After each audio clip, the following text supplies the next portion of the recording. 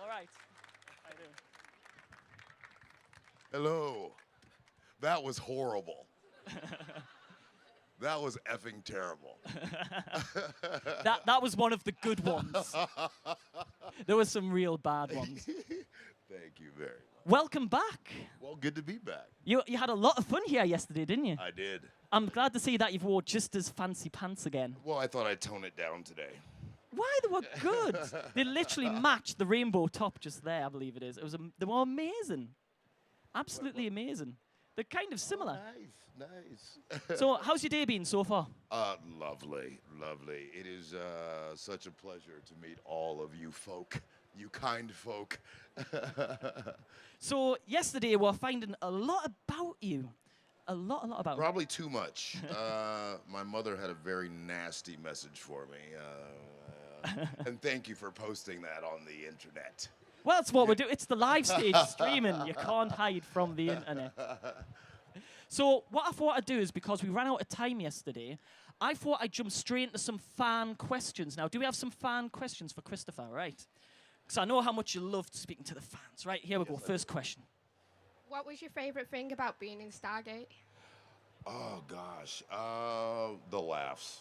We laughed every single day, and you know when we started, kind of it really was Rick and Michael Greenberg who said kind of the day we stopped laughing is the day we quit, and we never stopped laughing. So it was. You know, we took our job seriously, but we also took having fun seriously. So every day was a great day. Do you have any kind of favorite funny stories from the set at all? Oh shit, we don't have enough time for those. Let's hear one. Let's hear one. Well, it was 10 years of just ridiculousness. Gosh. Well, so it's no secret that we had a fart-friendly set. So it went to extreme levels. It went to the point where I actually changed my diet to have not only louder, but more pungent farts. So every night before I went to bed, I would eat a bowl of Fiber One, topped by Slim Fast, topped by Benefiber.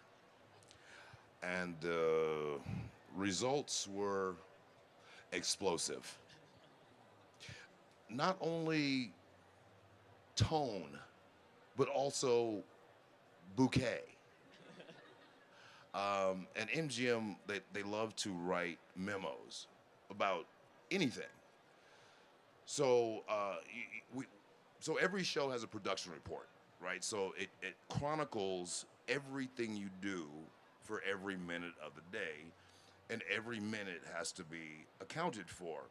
So one particular day, I was in a rare form. And we were shooting in the control room, which is where, you know, they would engage this, you know, Chevron 1 encode. That's it. It got so bad that we had to stop shooting for half an hour while they aired out the control room. So on the production report, they had to cease filming for half an hour due to Chris Judge's gas. So you can imagine when that production report got down to MGM that we had wasted half an hour because of my farting. So the next day everyone got a memo saying that bodily functions that cause timely production delays will no longer be tolerated, which just meant that no one else could fart but me and Rick. So yeah, that was one of my fond memories. I feel like you should have framed that memo and had it on a wall somewhere. Oh, I kept it for years. I literally kept it for years, just because no one actually believed it. But I finally misplaced it somewhere. So Judging from what I know and heard from other interviews, I totally believe this, every single word. Okay, we have another question here. Do you remember me from yesterday with the morbid question, by any chance? the morbid question. What was the morbid? Have you died? Almost. Oh, yes. It's me. Yes, hello. I Hi. see you lived I another have a- day. Yeah, I have a non-morbid question this time. Okay. Where do you get your fabulous clothes from? I get a lot of my pants from Loudmouth Golf. There's actually a British company called Royal and Awesome that I get pants from, and this wonderful designer. Their line is called Angelino. Makes my jackets and stuff. So yeah, I thoroughly enjoy clothing. There's not many people that can pull that off, but you just, like, got it. Everyone can pull it off. All you got to do is put them on and walk out the door, bruh. I think if I put them on, and should I host on stage one day with pants like this? Absolutely. We'll have words. I maybe borrow yours after you're done. Absolutely not. Any more questions so I can... Oh, right, the front here. Hi. Hi. How are you? I'm good. How are you?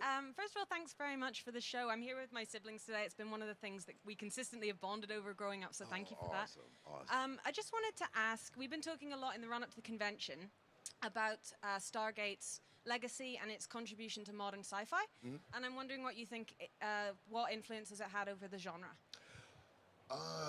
Well, very often the tone of sci-fi is diametrically opposed to the tone of the world. So when the world is in happy times, the sci-fi is usually darker. When the world is, excuse my language, a shitstorm like it is now, sci-fi is usually lighter. But for some reason, this time it's really not that way. I know that Seth has the Orville, but the general tone of sci-fi is still very dark and very dystopian. And so hopefully, I was just saying this last week at Comic-Con, it seems like the time is right for Stargate to come back, you know? Get back to when sci-fi was about exploration and hope and not killing each other. And, you know, so it just seems like I think our legacy was always one of hope and fun and laughter and the ways that very different people can somehow still get along. So hopefully our legacy will continue to be written. Thank you. Talking about the Orville, I love the fact that Orville has been one of those, it's serious sci-fi, but it also has humor mixed in. Do you think that's kind of sparked everyone's interest back in sci-fi? And would you ever consider going on the Orville? I think any good sci-fi sparks an interest in seeing more sci-fi. You know, probably not. If I'm gonna do, I have a project with my partner that's great that we're kind of shopping around, but not really. But I'm kind of waiting to see what happens with Stargate. I mean, that's where my heart is, and it took me a long time to get to the place where I would be willing to go back and do it. I mean, I was teal'd for so long, I needed a break. So 10 years ago, you know, when someone said, well, if it was ever rebooted, would you do it again? And I said, absolutely not. I need to be somebody else. Well, fortunately, I was somebody else. Another character that I love is Kratos. I love him. So truly, if I were to do those two characters for the rest of my career, I would be more than happy. Good answer. Do we have any more fan questions? Just the front here. Okay. How did you find out about Hi. the role? Hi. Hi. how did you find out about the role for Kratos, and what kind of preparations did you need to do for the character? Because it's a completely different character from the previous ones. Did you kind of like watch scenes from the previous game, or did you just No. So you No, I peripherally knew about Kratos because my kids played God of War. Um, it was weird. Like I was saying yesterday, I got sent this script. I was kind of, I really don't do voice work. Like I don't, the stuff that I've done has just kind of been stuff that just kind of just fell my way. So when I got sent this script, it was so well written, and so I actually called my agents. And forgive me, those of you who were here yesterday, for repeating myself. I called my agents and I said, "Why are you sending me this A-list script? That this role will definitely go to some A-list actor, and it will be a straight offer. No one's gonna audition and get it." So they said, "Well, it's not a movie. It's a video game. But wait, don't hang up. They want whoever does Kratos now to do all of it. So to do the CGI, the motion capture, everything. So it will be a true acting performance." So I kind of still was skeptical. So through this whole process, and even for the first year of shooting, I mean, I loved the character. I needed Kratos in my life. Like, Kratos came along at exactly the right time in my life to deal with the relationship with Atreus. Because I always played Kratos. My performance as Kratos was a love letter to my kids. It was a way of apologizing for missing so much of them growing up.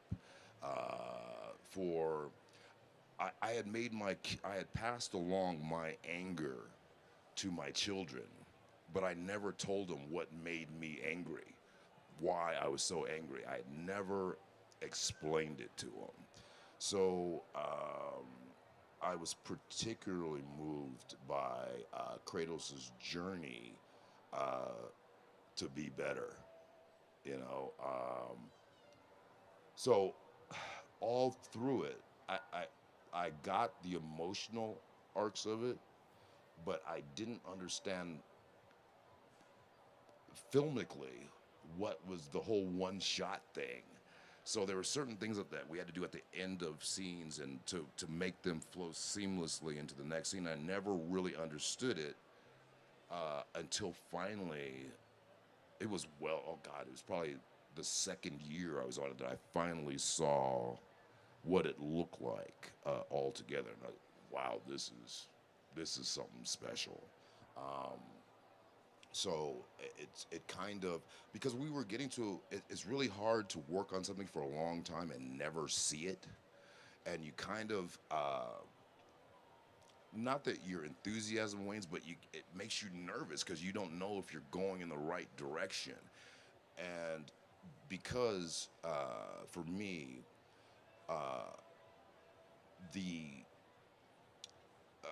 emotional, it was the first time that I'd ever completely emotionally invested in a character, because it's painful, and it's not like a pain that at the end of the day you can just go home and be happy.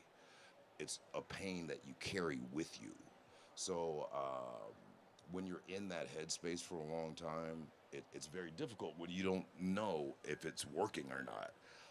So finally, when I saw it, it was like, yeah, this is worth it. This is really worth it. Because so much in film and television, you think you're doing, why you don't invest everything and stuff is because a lot of it gets cut out due to pacing, so it makes you go, why would I put myself in this painful place when it's going to be cut anyway, or it's going to be cut into to show other people's reactions, but in this, everything that I went through emotionally is on the screen, you know. So it was just so rewarding and it really changed me as a person. It changed my outlook on everything. It changed the kind of stuff that I want to do. Even with Stargate, I mean, there is something coming. What form it's going to take, I don't know.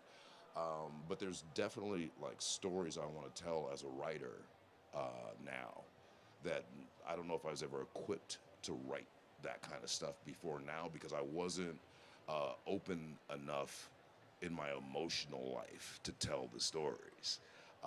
But now, truly, because of my whole experience with God of War, with Cory Barlog in particular, I think there's a whole wealth of stories that I could really tell well now.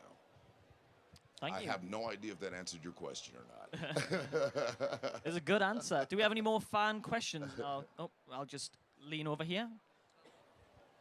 Hiya, Chris. You all right? Hey, how you doing? First of all, my mum is the biggest fan of yours. She can quote you and everything. Hi, Mom. Yeah. She's got a photo with you later, and I can't wait. right. I'm told her I'd embarrass her. Make sure you squeeze my butt. You said you wanted to touch him. All right. My favorite episode of Stargate is Window of Opportunity, where you relive the same time period again and again and again. My question is, can you still juggle? Oh, absolutely. Prove it. Absolutely. Prove it. What, Think of anything. There's 3 bottles of water. Yeah, maybe not. That's not it. Okay, well, hold on.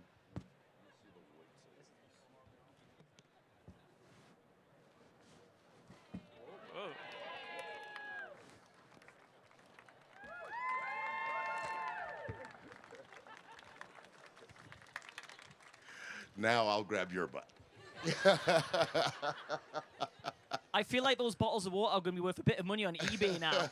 So if you want to take them, sorted. Right, that's a brilliant question. Any more questions from anyone? Oh, gentleman at the back here. Which work Hi. Hello. Which work are you more proud of? The work you did on Teal'c or Kronos? I love Teal'c. I'm very proud of Teal'c, but as far as like the depth of stuff that I went through with Kratos, that for me is probably the performance I'm most proud of anything I've done in my career is probably Kratos. Yeah. Cheers. Right, next question. Oh, gentleman here. Makes my life easier. Hello. Hello.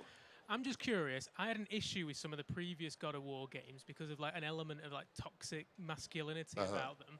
And I just wanted to say that your performance in the new game, I think, really challenged me to watch it and to play through it because I thought, do you know what, it gave a nuance that really, I think it challenged a lot of the issues that had been in the previous game. And I'm just curious, were you conscious of that while making it? Because it's a big responsibility with so many young people kind of taking involvement and playing it. Absolutely. Very early on, in fact, I think one of the, I hope I'm not giving any spoilers away, and if I am, too damn bad. The scene where Kratos goes back and gets the Blades of Chaos. I love saying that. It sounds so sexy. The Blades of Chaos. The Blades of Chaos. God, even I'm tingly. It was one of, if not the first, one of the first scenes that we shot. And I asked Cory, I said, like, how, like, I don't know how far you want to take Kratos emotionally. Because I purposely didn't really study any of the previous games because what made it the part attractive to me was to explore this emotional journey. So I purposely didn't watch any of the previous stuff. And I'll never forget what Cory said. He said, we hired you because we want Kratos to be a full character with a full emotional life. And he said, Chris, let it rip. And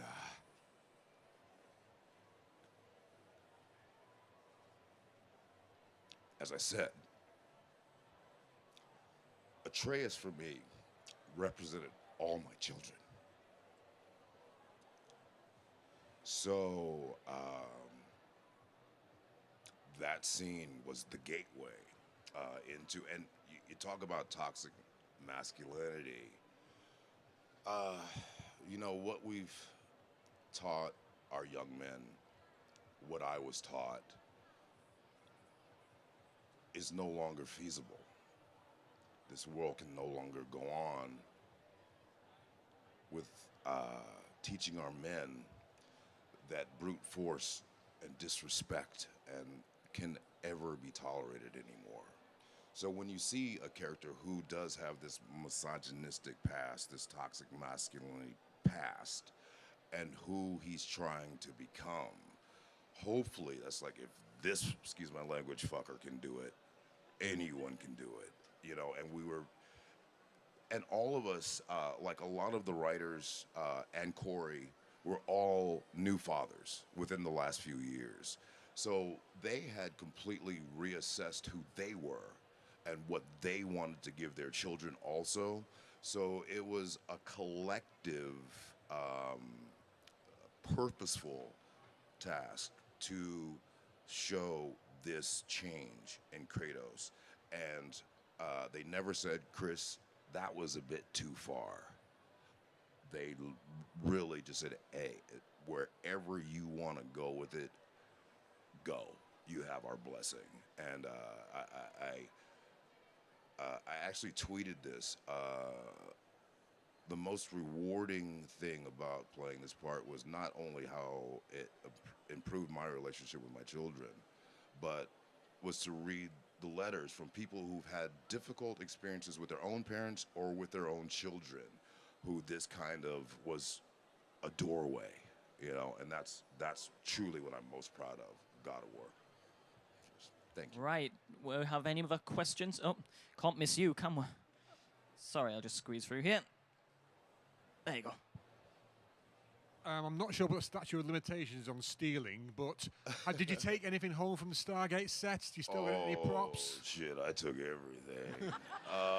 Do you have the big staff? At what? I don't know. They used to guard those staffs. Like, we did a photo shoot once. We flew from Vancouver to LA, and someone stole a crate of staffs. After that, there was no getting staffs. But at one time, I had 29 mission watches. Every shirt that, you know, Tilk used to wear, the crazy shirts out in public, I had every single one of those. I had the big, long leather kind of matrixy jacket from Nightwalkers. My greatest heist was the last day of filming. I walked up into the briefing room and the big SGC flag. I took it and I walked through set and I said, I'm letting everyone know I'm stealing this, so when it's missing, you don't need to go looking for it. I've got it. And just over the years, I've pretty much given away everything to charity. I think I have one tattoo left, and the jacket from Nightwalkers is all I have left. But yeah, I used to have a treasure trove of shit. Right, I believe I have time for one more question. I'll jump to the lady here. I believe her hand's up. Right, bit of a squeeze. Sorry, what's your question? Hi, nice to meet you. Hi. So I loved SG-1 growing up, and you're obviously a man who's completely devoted and in love with his children. Very strong man. Thank you. To me, you will always be Tilk. I was wondering how much of Tilk is actually you? What side of you? None. I am diametrically opposed to. I would like to think that we share some qualities. There's no gray for me. Shit is either right or wrong. There's no gray area for me. There's either the right thing or the wrong thing. You know, to me, gray areas are this made up thing when you know you're doing the wrong shit. You know, okay. I always played Teal'c like he was the funniest man on Chulak, but just his humor didn't translate to Earth, and he never understood why people were afraid of him, or because on Chulak he's like a cut up. He's like the Jerry Lewis of Chulak. In my mind, that's kind of what he always was.